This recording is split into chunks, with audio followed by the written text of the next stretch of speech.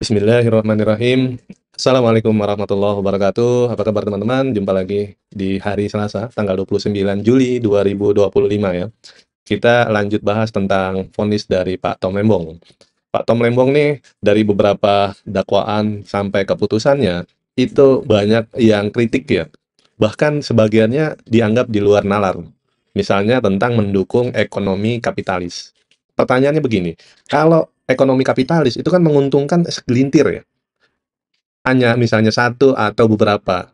Tapi logika yang justru dijalankan oleh Pak Tom, beliau bekerja sama dengan koperasi, yaitu Inkopkar, Induk Koperasi Kartika TNI Angkatan Darat, dan Inkopol, Induk Koperasi Kepolisian Republik Indonesia. Antara ekonomi kapitalis dengan penerapan yang ada di koperasi, kan sangat ambivalensi ya. Ekonomi koperasi itu ekonomi yang dibangun berdasarkan gotong royong. Sementara kapitalis itu ekonomi yang menguntungkan sepihak, segelintir, satu, dua, dan seterusnya. Di situ dianggap absurd. Dan ketika dibacakan putusan bahwa Pak Tom mendukung ekonomi kapitalis, itu barang yang tiba-tiba muncul. Nggak ada di tuntutan, nggak ada di dakwaan begitu ya, tiba-tiba di putusan muncul.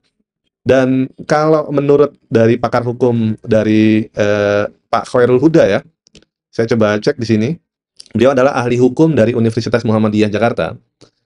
Kata beliau, kalau kebijakannya mendukung ekonomi kapitalis, maka yang bertanggung jawab adalah Presiden Joko Widodo.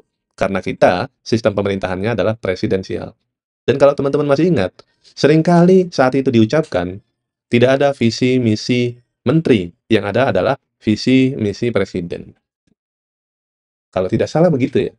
Dan dalam putusan-putusan ini, itu seolah-olah Pak Tom dibidik sendirian. Padahal ada 6 menteri sebelum beliau dan sesudah beliau, itu yang melakukan impor gula dengan perusahaan yang sama, bekerja samanya. Bahkan nilai impornya jauh lebih besar dari yang Pak Tom berikan. Kemudian putusan yang dibacakan oleh majelis hakim juga dianggap absurd karena menurut majelis hakim, saat Pak Tom menjabat, itu sedang surplus gula. Kenapa harus impor? Kira-kira logikanya begitu.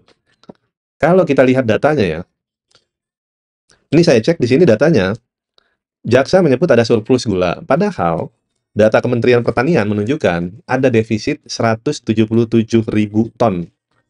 Jadi kurang gulanya tuh. Jadi begini ya, misalnya gini, kemampuan produksi kita itu hanya misalnya sampai 2 juta ton gula. Sementara kebutuhan gula di seluruh Indonesia itu mencapai misalnya 5 juta atau 5,7 jutaan ton. Itu aja udah terjadi minus kan. Tapi kalau kita pakai data di kementerian, itu kekurangan atau terjadi defisit 177.000 ton. Sementara yang Pak Tom berikan izinnya adalah 105.000 ton. Itu juga kan sebenarnya masih kurang. Tapi dianggap pada saat Pak Tom menjabat 2015 dan 2016 itu surplus. Pertanyaannya begini, kalau kita baca ya data atau grafik dari eh, dari impor gula yang setelah Pak Tom itu terus meningkat dan data produksi gula di dalam negeri, itu apa ada yang pernah surplus? Karena faktanya justru terus meningkat jumlah impornya kan? Logikanya nih, kalau pernah ada surplus. Kemudian yang berikutnya, ini yang jadi mahkota juga sebenarnya ketika Ketua Hukum dari Pak Tom Lembong ya, Bapak Dr. Haji Ari Yusuf Amir, beliau mengatakan, cerita nih, Pak Tom, ini kita sudah ikhtiar semaksimal mungkin, makanya Pak Tom kan sempat menyampaikan beliau istilahnya tawakal gitu ya. Kita sudah berjuang di pengadilan kalau nggak salah sudah 23 kali sidang gitu ya. Kalau ternyata nanti diputus bersalah, bagaimana Pak Tom? Ya menurut perkiraan kuasa hukumnya, itu kira-kira akan dijatuhkan hukuman 4 sampai 5 tahun gitu ya. Dan vonisnya memang 4 tahun 6 bulan ya, tambah denda 750 juta rupiah atau subsidiar diganti kurungan selama 6 bulan gitu. Kata Pak Tom, divonis 1 hari pun bersalah, saya akan banding. Banding itu adalah upaya untuk mencari keadilan. Kalau bandingnya kalah atau ditolak, nanti kasasi, kemudian terakhir adalah peninjauan kembali. Tapi langkah-langkah untuk mencari keadilan ini pun itu punya risiko. Misalnya awalnya 4 tahun 6 bulan. Kalau kalah bisa jadi ditambah hukumannya. Risikonya begitu. Tapi Pak Tom Itu bukan hitungan tahun, hitungan bulan. Kata kuasa hukumnya nih ketika Pak Tom bicara, "1 hari pun saya diputuskan bersalah, maka saya akan banding." Luar biasa sih ya, karena memang kita melihat ada, satu sosok yang pernah menempati jabatan yang amat strategis di kementerian, sebagai Menteri Perdagangan, tapi clean dan clear. Clean dan clear itu maksudnya gimana? Bahwa majelis hakim itu memutuskan tidak ada mens rea atau niat jahat. Dalam hukum pidana, dasar menetapkan, seorang itu melakukan tindak pidana, apalagi tindak pidana korupsi, ada nggak niat jahatnya? Ternyata nggak ada mens rea-nya. Itu satu. Yang kedua, dalam Undang-Undang Tipikor, ada nggak pelaku ini itu menguntungkan dirinya sendiri? Ada aliran dana nggak?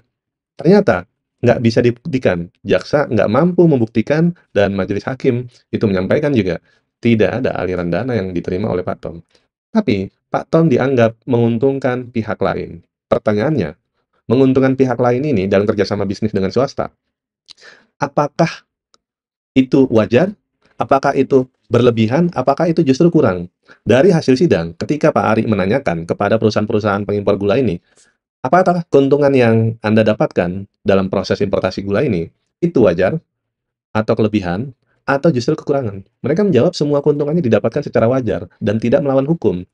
Tidak melawan hukum ini artinya proses itu dijalankan sesuai aturan dan kewenangan yang dimiliki oleh Menteri Perdagangan melalui rapat-rapat, rakortas, dan seterusnya, dilaporkan ke Menko, bahkan rapat tersebut ada Menkonya, terus tentu saja dari Menko dilaporkan ke Presiden. Dan Pak Tom menyebut dalam sidang, ini merupakan fakta persidangan, bahwa impor itu adalah perintah dari Presiden Jokowi saat itu. Jadi, menarget hanya Pak Tom, jauh beberapa tahun sebelumnya, sementara sebelum Pak Tom dan sesudah Pak Tom itu melakukan cara yang sama, mekanisme yang sama. Ini benar-benar ada yang bilang di luar nulur, nggak masuk akal, absurd, mengada-ada, dan seterusnya dan seterusnya. Cak Imin atau Gus Muhaimin Iskandar ketika ditanya wartawan, bagaimana reaksinya tentang putusan vonis Pak Tom ya? Beliau mengatakan, mudah-mudahan Pak Tom akan bebas nanti pada saat banding. Bebas ini bebas murni, mestinya begitu karena tidak ada mens rea, itu yang jadi dasar hukum pidananya, tidak ada aliran dana, sehingga kalau tidak ada mens rea, berarti tidak ada niat jahat. Pak Tom bukan penjahat. Tidak ada aliran dana, berarti Pak Tom bukan maling. Itu dasar itu aja udah sangat kokoh ya. Belum lagi ditambah misalnya, Pak Tom karena misalnya dituduh menguntungkan pihak lain, faktanya Pak Tom itu nggak kenal dengan pihak-pihak tersebut. Justru beliau mengatakan baru tahunya itu pada saat di penjara. Kan aneh ya? Ngapain, logikanya begini, ngapain ngasih keuntungan kepada pihak lain, sementara dirinya nggak dapat apa-apa, terus punya konsekuensi hukum. Di mana-mana, yang namanya koruptor itu menguntungkan dia kan. Pak Ari tanya nih, ini udah menjadi fakta persidangan kan, perusahaan-perusahaan yang impor gula ini ditanya, apakah Anda pernah memberikan fee, baik dalam bentuk uang, barang, jasa, dan seterusnya, dan seterusnya? Nggak ada sama sekali.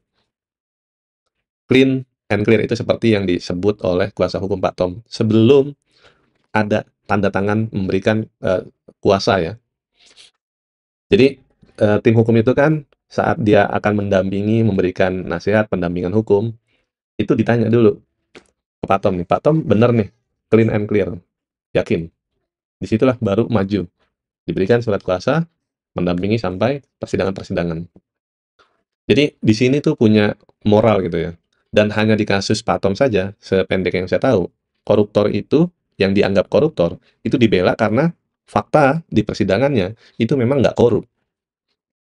Nggak ada niat jahat, nggak ada aliran dana, terus yang dianggap surplus ternyata memang defisit tadi, surplus misalnya 100, defisit 177.000 ton, sementara Pak Tom memberikan impornya itu 105.000 ton.